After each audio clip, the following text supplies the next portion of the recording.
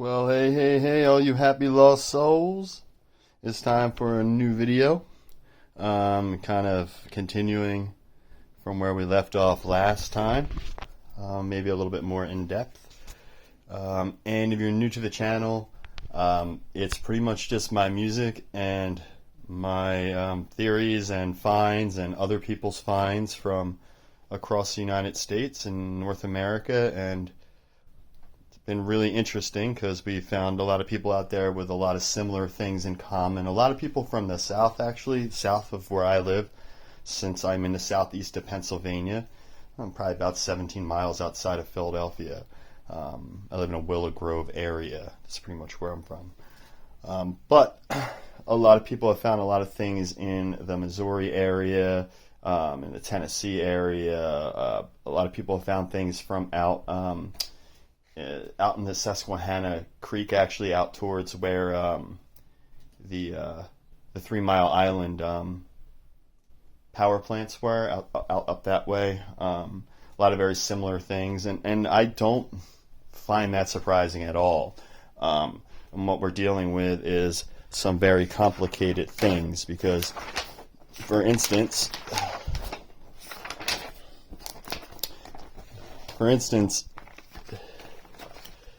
the stuff that you see here, this is all finds from tributaries of the Pennypack Creek and that watershed system. And we find very similar finds in these really old layers as well in creeks such as the Neshaminy and the Wissahickon. And just so you guys are aware, because when I make these videos, I have to shift my stuff all over the place. I have literally drawers and cabinets just full of artifacts. And when I'm doing different videos and talking about different time layers, I have to get different things out of cases, and things get changed up. But this is all stuff represented from this Pennypack, Neshaminy, and Wissahickon creeks. But like I said, about 90% from the Neshaminy, from the Pennypack, because that's my backyard. It's kind of where I grew up. And that creek is a little bit more interesting than the Neshaminy, definitely more interesting than that geologically. And parts of the Wissahickon and Pennypack are in the same weird geology, which I've discussed in past videos, but we can get into a little bit more.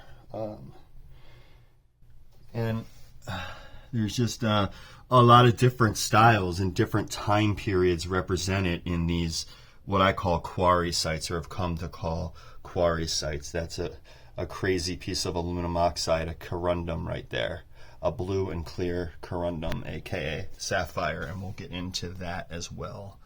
I've seen comments saying I got a lot of nice archaic finds. There are a lot of archaic artifacts with a time period more associated with the Paleo-Indian, 6,000 year, 4,000, the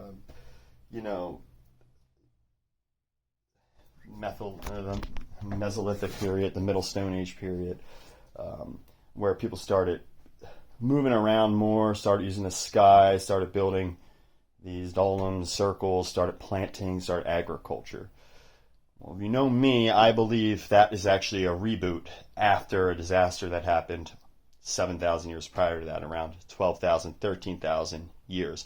This same period of time that all the megafauna, i.e. woolly mammoths, hog-nosed bears, dire wolves, giant ground sloths, timber boars, timber mammoths, all these big giant animals kind of went extinct. Now we know that the paradigm, the obviously falsely pushed paradigm, says that human life only reached North America with those Clovis culture people that died off or came about during the Younger Dryas after that disaster came in across the Beringian Strait when it was frozen and got down through that mountain pass.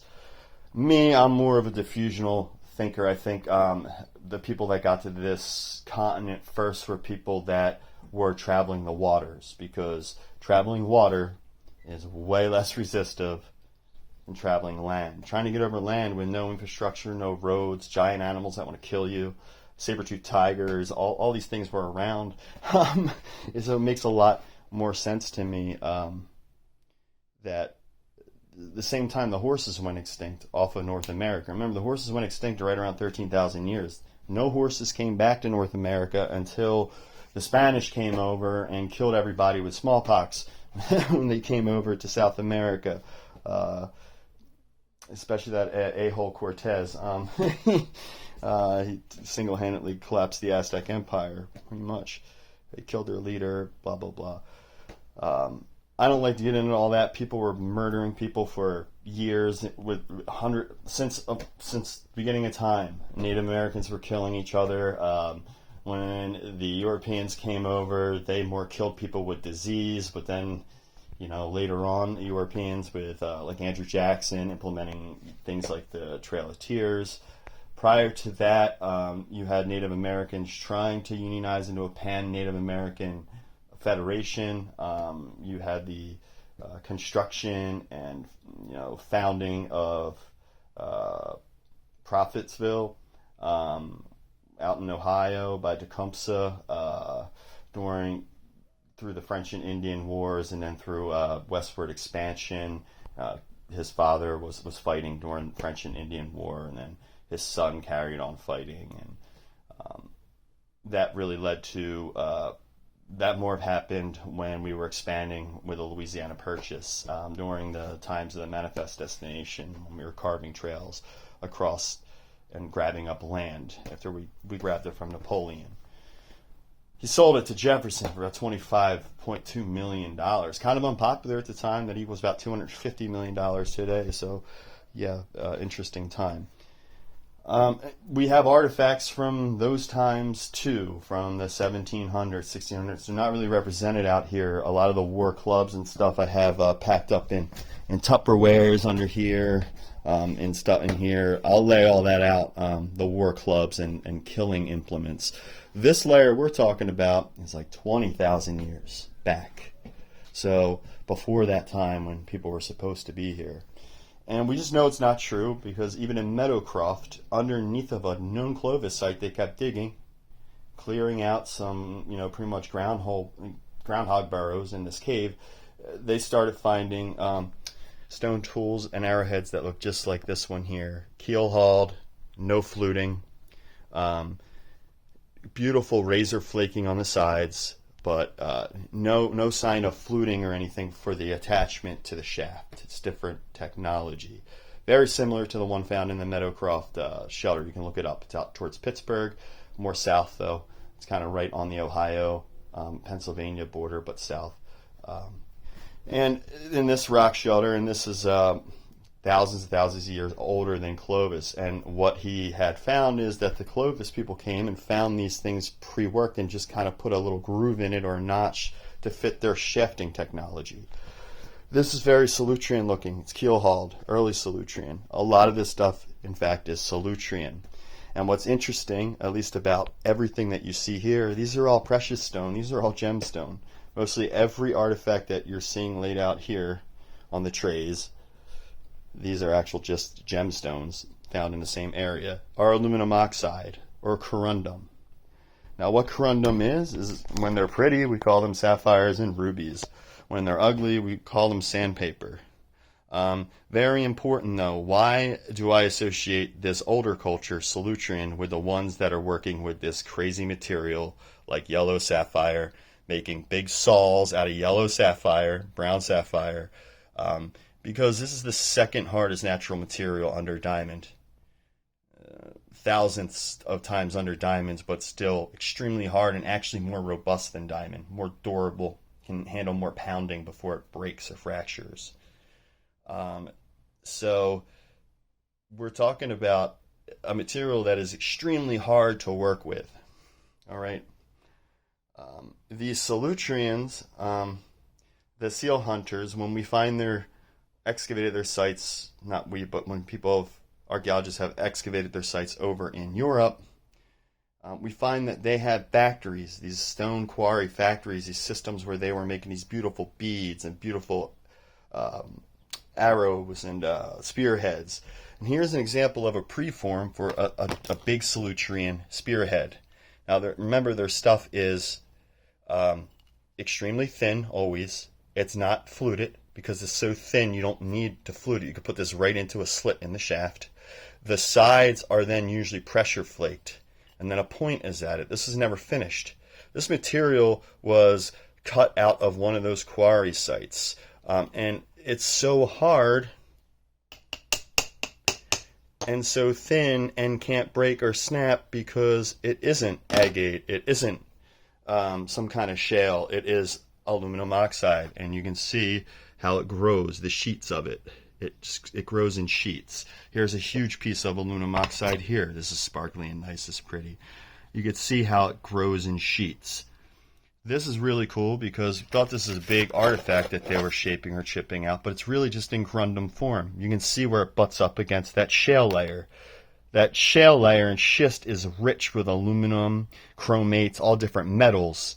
And in this free zone of silicates between where the silicates stop and then where the shale line cuts in, this mesomorphic uptick where the mantle has been pushed up.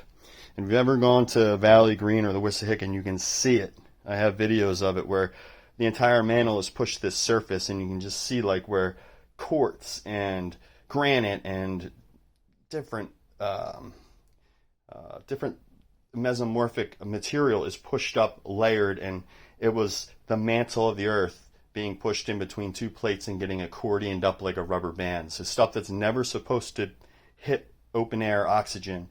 The melted gooey rock before the core, the mantle, is pushed up, frozen in place, and all kinds of things form, like Wissahickon schist. And you get all these kind of Wissahickon garnet and Wissahickon schist matrices, these like beautiful shining schists with these beautiful pieces of dark black, red, crimson, garnet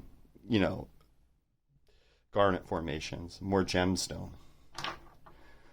These people knew how to work and cut this stuff. They made a saw.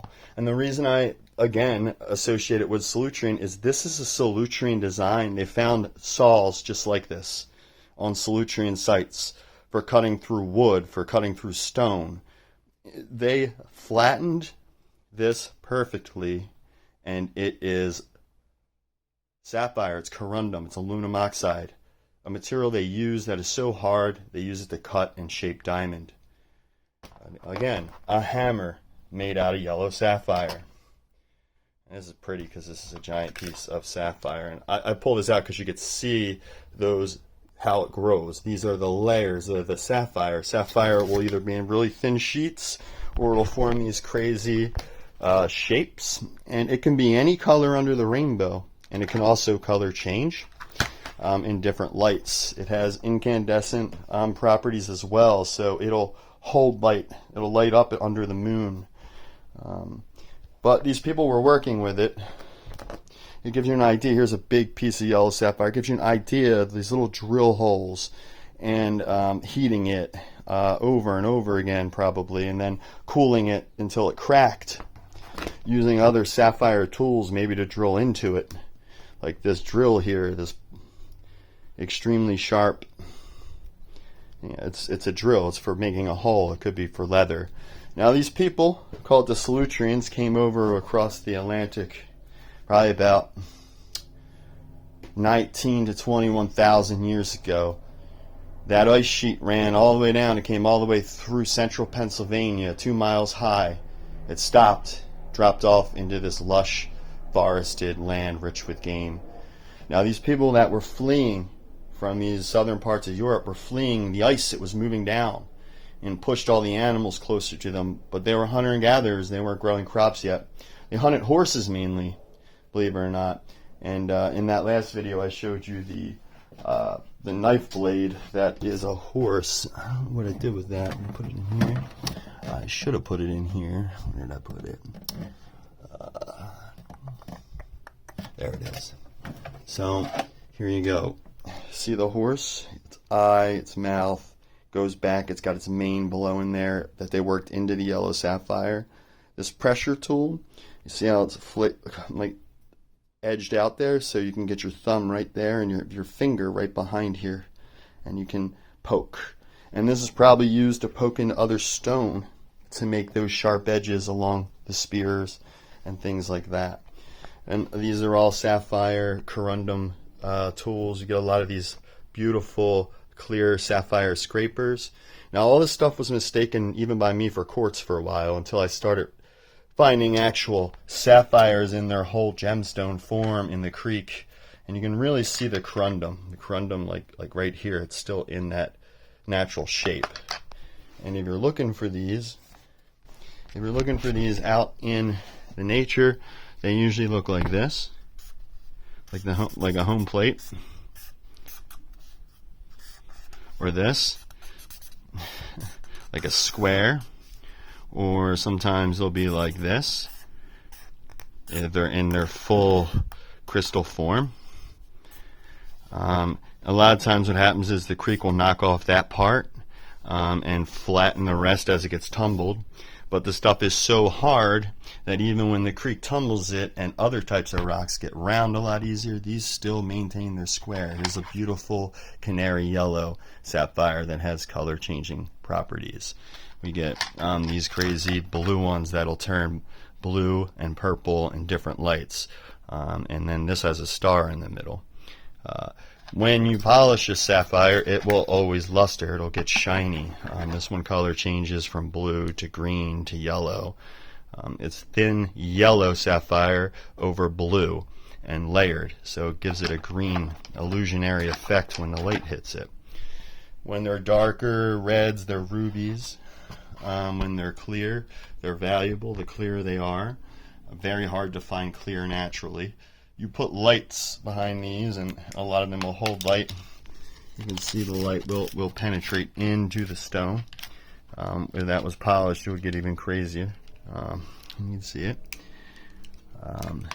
And just when different angles will hit these, they'll get different colors out of them. You'll get blues and purples and yellows and bright pinks, and things will look clear from one angle and like a rosé or like a rosé wine color from others. They're very beautiful. You get smaller ones, tons of small ones.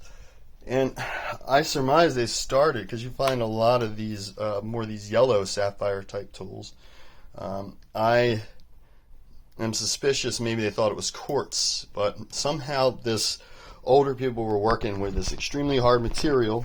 It's probably the same people that were using these crazy other tools that are literally carved out of granite and magnetite. And like these are abrasion type tools, maybe for polishing the sapphire tools, but they have to cut this stuff out, and I assume they were using sapphire type picks and things like that. Other Solutrean tools are these little cutting tools, and then tiny tools for doing minute type things. They were always sewing, making boats out of seal hides, and they were extremely good at working with stone and knew all about it. And they were the people that were leaving these like real diamond and geometric like shapes behind. We get this pattern a lot. We see it a lot. You see a sapphire tool here. It's like a scraper on one end, pressure tool on the other here. Most of the Solutrean tools are double purposed. They seem to have been worshiping the turtle a whole lot. Again, the pennypack is absolutely loaded with alligator snapping turtles. Their lineage goes back 90 million years in North America. These things are massive. Look them up online. Alligator snapping turtle, not a regular one. And specifically the ones in the pennypack are so ancient that they can be half the size of this bed. I've seen ones that are massive. I think they live hundreds of years. They're protected. There's turtle crossing signs all over that place. And you want to be very careful. They put flags in the ground to mark where their eggs are. These same people were making these crazy works of art. And the reason I feel that it's so old is because the layer it's in and the similarities to the Solutrean tools found on the other side of the ocean that go back to 20,000 years. You see this beautiful pendant. I have a video about this entire pendant. This is a gem band running through a piece of shale. This is a sapphire. It's some kind of dark blue color changing sapphire. It goes green too. They worked this. They even have an eye in it. When the light gets on this, I have a light over here. When the light hits it certain ways, and especially in firelight, there's a whole like mountain scene in the back and a cave. And this, you start noticing, is the side profile of an elephant or a mammoth type animal. You can see its ear flexed back there, the bottom part of its jaw coming out, screaming. You can even see the tongue, the little thing that hangs down, vibrating carved into this. The trunk coming out, the trunk even rippling, having a rippled side effect. In the end here, there's even two dots at the end where the nose protrudes out from the trunk. And you can see it roaring from the side. And a lot of these anamorphic ones, I have to guess what kind of animal it is, or if I'm having paranoia, seeing things, because our brain lets us see patterns and everything. It's an adaptation. So sometimes you see things when nothing's there, and especially in sapphire, because it always forms with these crazy looking surface cleavages that kind of look like writing. But this piece is the side of a mammoth or a mastodon or something. This was found with the sapphire tools, same location, same washout of the mud, left all this stuff in one area kind of neatly behind. It was nice. Especially this is just crazy. This kind of got me into the whole thing because I kept thinking, maybe it just naturally, and I really got looking at it carefully and could just see that, nope, it's kind of, it's a pendant. And it's like a relief, and they put all the shale out behind it and left the gem bar from the sapphire running through. It was similar to this. This was not worked. You see how there's a gem bar there? They cracked it in half, and they were left, or long ways, and they were left with that, matrix of ruby or sapphire in there, the aluminum oxide, through the rock. Extremely crazy. Now there's tons of galena and things that are at some of these sites, and it's hard to find things like this color sometimes, but you can see that this has these little protrudences of laminate or even possibly garnet on the back. But you can see that it kind of melted, and you got these greens and stuff. It's heavy for its size, and you notice that it has a mouth, an eye, and an ear. And this is actually like a paint, like a red ochre type enamel. This is like crude smelting, and it really looks like the side of like an ape-like creature or something. Or if we look at it from this side, it could be like a big beaver or a ground sloth type animal, depending on how you look at it. But when I saw it like this, and I remember the legends of my area saying there were once cannibals with no chins and flat heads in the hills that hunted our children. These are the ancient legends of the oldest people along the creek the Europeans had contact with in the 1580s, Susquehannocks, who pushed out other people prior to that. And we get a lot of these anamorphic type pieces of art. And you see this beautiful, it's like whitish corundum. It's very hard. It's carved out, looks like a wolf or a fox's head, got the nose, and you got this beautiful like sheening running through it, like goldish coloring. Again, you got like crazy type sapphire here, but it's the side profile of the head, and it's got gold running through it. Very, very crazy. And there's the nose, and this is more of an actual human head. These were found together when a tree root overturned and left a cache of stuff behind right along the creek. Again, look for the big white trees in the northeast along the creek. They're always full of artifact type activity and old quarry sites. Again, in the beginning of this, you'll see a quick little, tape of like the front part of my house where you'll see the stones that they pull out of the local area that they built the front of my house with, and some big giant pieces of sapphire that people just have been thinking were quartz in my front garden that I pulled out of the hills when I was a little kid. So I'm going to show you that. But it's very cool. So if you find rocks that have this kind of shape, you see you get these shapes. They're corundums, and you can find them in the Northeast. Now, what's weird is, like I said, I also hunt artifacts from the Neshaminy. Now, the Neshaminy is full of this really high-grade shale, almost bordering on, they call it like poor man's slate, where you get all these crazy tools, which are very Solutrean, these needle-type tools, these little hammers, tiny hammers, crazy like sharpener, which these could have been like 1600, 1700s. These are like almost like for metal, for sharpening metal.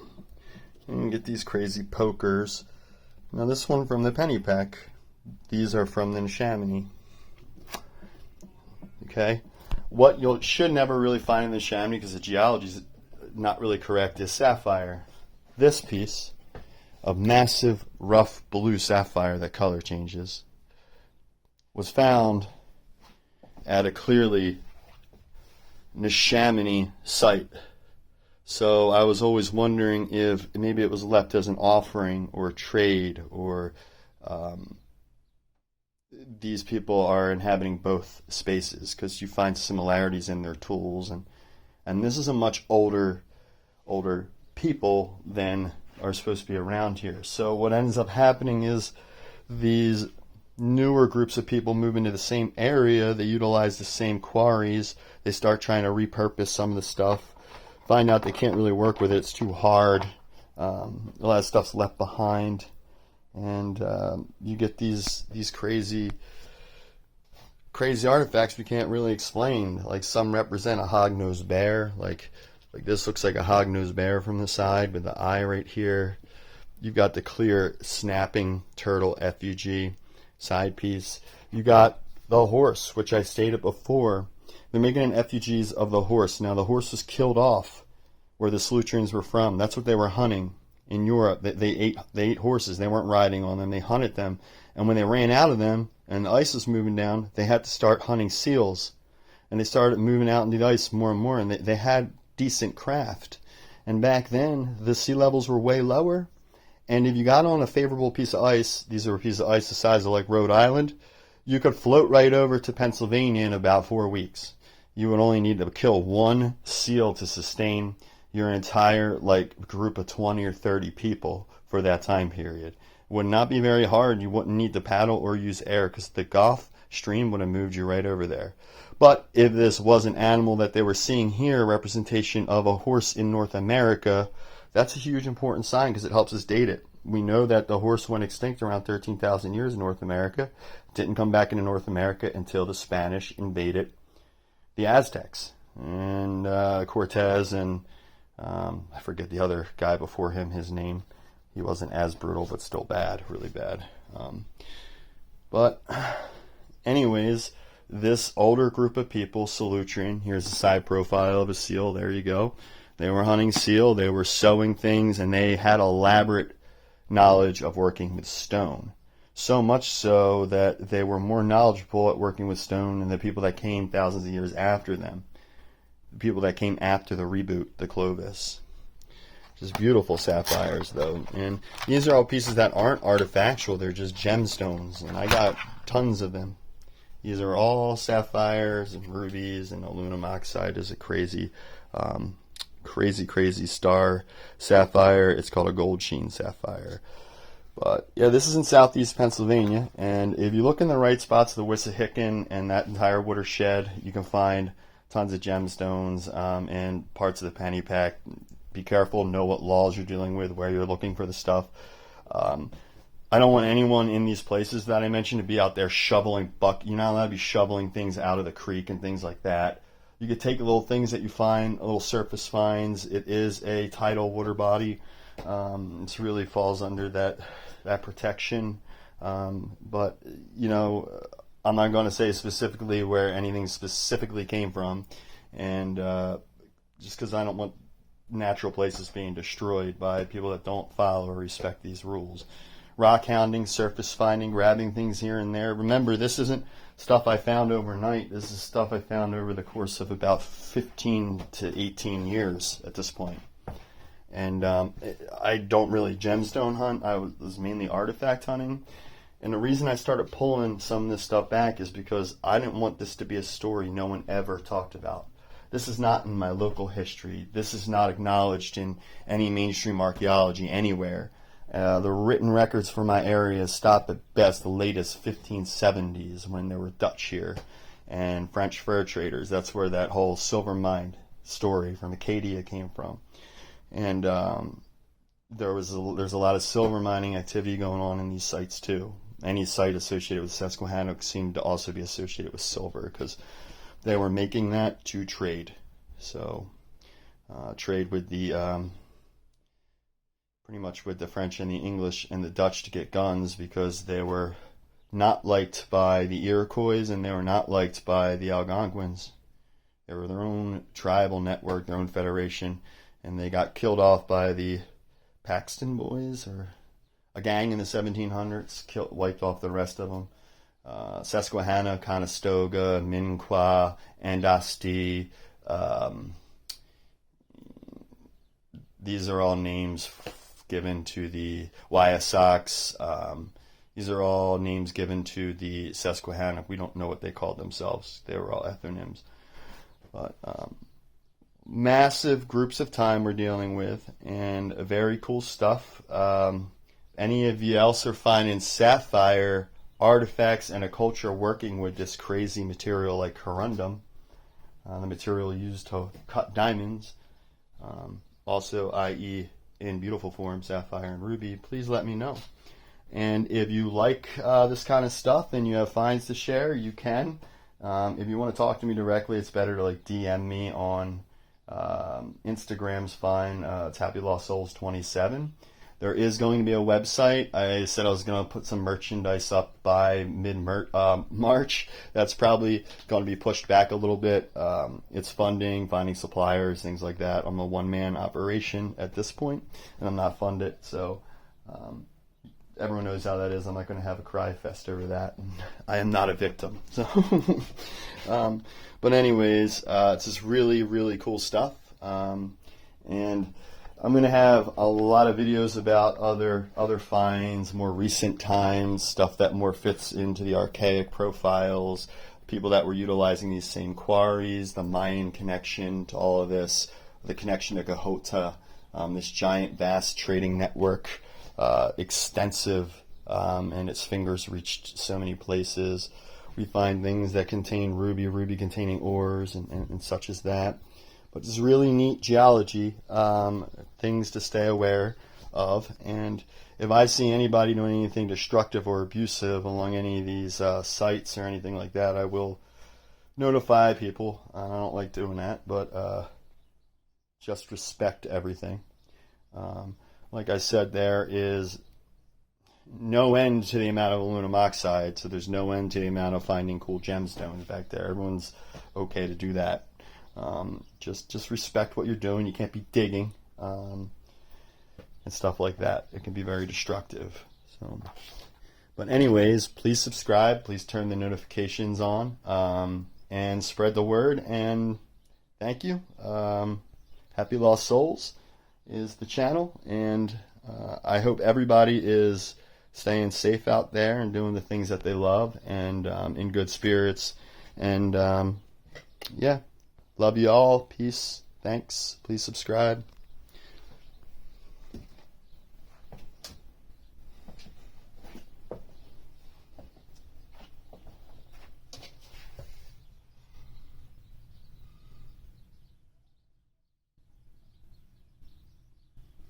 And you can see kind of where that was a Solutrean point, and the shoulders chipped off, and now you got a stem point. It's more archaic. So it's like a repurposing of a later tool. That is aluminum oxide. That is a sapphire little hammerhead. There's a blue sapphire knife behind it. There's just a big blue corundum sapphire there. That's silver. right there. It's a little silver arrowhead type effigy. This is some kind of metal that is in the shape of a kelp, but it's very deteriorated. It's kind of fractured. This is some kind of bone tool down here, more archaic. Then you get this super sharp aluminum oxide shimmer sapphire knife right there, and it is razor sharp scalpel, and that is absolutely, undeniably, a Solutrean shaped tool. And they were here, and they were making all kinds of little tiny beads and beautiful things out of, here's a heart, it's like out of clear sapphire. And then you have this stuff down here is more like more of a Dalton point down in there. Let me turn this flash off real quick here. It's like more of a Dalton point there, and here that's more Susquehannock, but that is just a older Solutrean point that's been repurposed real quick with notches. So you have a lot of that going on. There's a beautiful corundum in there. I'm going to get that out of there. And that was mistaken for quartz or something else. And these corundums, if they're two-tone, a lot of times the outer layer will be a different color, because as the aluminum oxide is forming, natural aluminum oxide, if it is not tainted with any other trace elements or metals, will be clear, crystal clear. It's worth a lot. They make them in as an alternate to diamonds.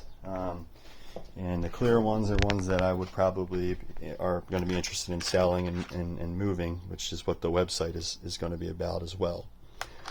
Now, anything I sell on that website, a large majority, 51%, is going to be pushed back into the donation and for the protection of our water and our streams, which is extremely important, especially with the disaster going on in East Palestine, and how that can really spread out and affect the entire nation and our water and our way of life.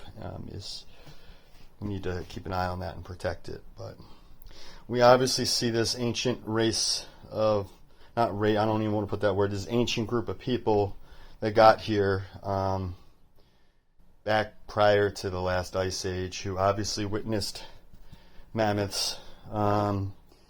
The other animals that look more like turtle shaped. It could be more like a beaver or a sloth. I'm not sure. That's up to interpretation. I'm not going to say it's one thing or another. I can tell you the material. I can tell you it was worked into a tool. And I can obviously tell you some of these are anamorphic, and they were left more as an offering at these same sites. Was it an actual offering back to the place where the materials came from, to these important quarry sites? Were they associated with a god or a power? Maybe. But it's really, really hard to infer on beliefs and spirituality without written or even fossil record. We don't even have fossil records of these people. There's so little old fossil evidence of human activity in North America. It's crazy, because they don't want to go deeper than 13,000 years. I think they're very afraid of what they'll find. But I think what you'll find is that many different groups got here, and they used the oceans, and that humans were smart enough to travel on the ocean, especially when it meant life or death, because you would try anything rather than starve to death, even if it meant going out to the great unknown. It becomes out of necessity at that period of time. You have these great stone workers making both big tips, small tips, using lots of corundum, sapphire, ruby materials. And stay tuned for more stuff. Love you all. Stay safe. Please subscribe. I'm out.